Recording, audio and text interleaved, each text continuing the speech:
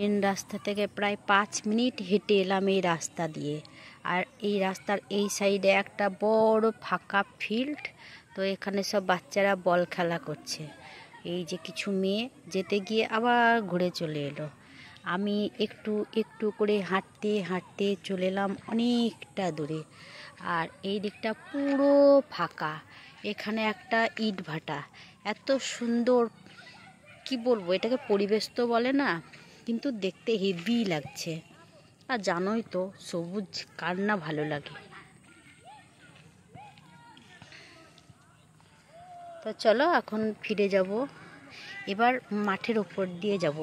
এইদিকে একটা গ্রাম আছে, তো আরও কিছুটা হেঁটে গেলেই গ্রামটা পাওয়া যাবে। এই যে মোটরসাইকেল নিয়ে আসছে, দেখো এত সুন্দর ভিউ। Wow wow wow